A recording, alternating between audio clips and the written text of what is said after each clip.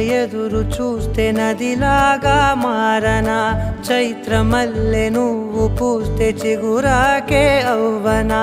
నన్నే వరించే యువరాజును అంట నీ యువరాణి